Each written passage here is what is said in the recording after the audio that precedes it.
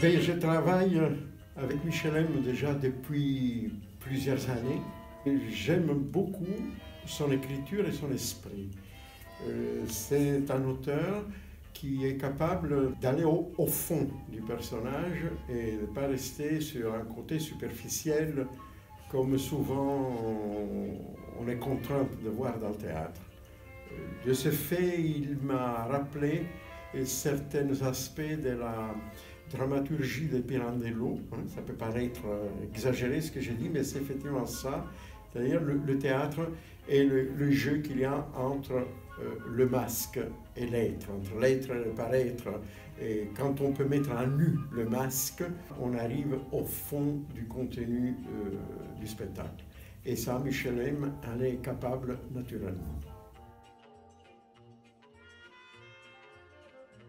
On va dire parce qu'il est d'origine italienne, moi je suis d'origine italienne, ou je suis italien, non, c'est pas ça en réalité, mais avec Hugo il y a une complicité de références. On s'est rencontrés là-dessus, vraiment sur la communauté des références. Les miennes sont Fellini, Alberto Sordi, Gassman, Tognazzi, le néoréalisme, De Sica, et c'est un peu pareil pour Hugo, donc on se comprend très rapidement sur ce qu'on veut l'un et l'autre et sur la manière de jouer.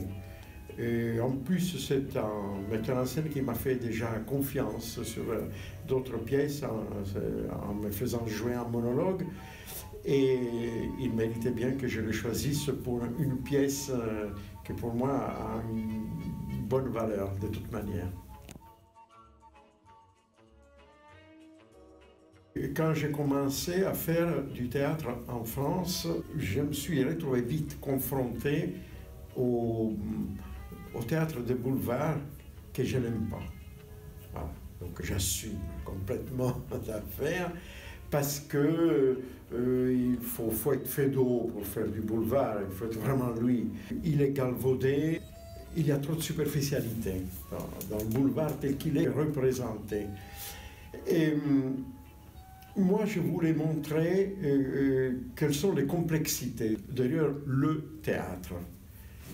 Et en parlant avec Michel M, je lui ai donc demandé d'aborder cette question des perversions qui sont dans le théâtre, des difficultés, des souffrances, et surtout sur la déviation qu'une certaine manière de faire le théâtre a provoqué aujourd'hui et qui a comme conséquence gravissime la désertification aussi des salles. Michel a écrit la première pièce de Le Maître et le Chanteur où il a abordé la perversion dans laquelle il se noie aujourd'hui, le théâtre lyrique. Après, il a écrit Adieu Bérénice pour aborder l'histoire d'une certaine mise en scène contemporaine. Et le dernier était par contre, La Sortie. La Sortie aborde la question de la relation entre l'auteur et le metteur en scène. Et là, l'auteur étant vivant, la question devient chaude.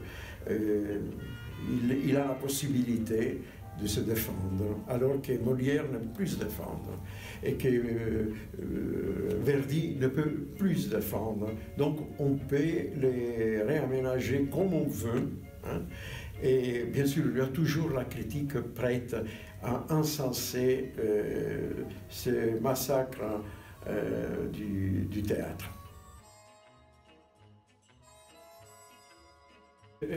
L'important, c'est cette notion esthétique de la vie, cette notion de beauté qu'il faut toujours avoir à l'esprit. Donc le théâtre donne cette possibilité, alors allez-y. Surtout, ne ratez pas cette occasion de passer une soirée dans la beauté. Et vous avez un avantage par rapport à la télévision. Si les comédiens jouent mal, si le texte est mauvais, si le metteur en scène montre des signes de sénilité, éventuellement dans sa mise en scène, vous avez la possibilité de leur dire ça, parce qu'ils sont là. Donc vous pouvez leur dire, tandis qu'à la télévision, vous avalez ce qu'on vous donne et vous ne pouvez pas vous insurger. Alors voyez, ne vous en privez pas, vous verrez, vous passerez une très belle soirée. À bientôt. Merci Giorgio, à bientôt.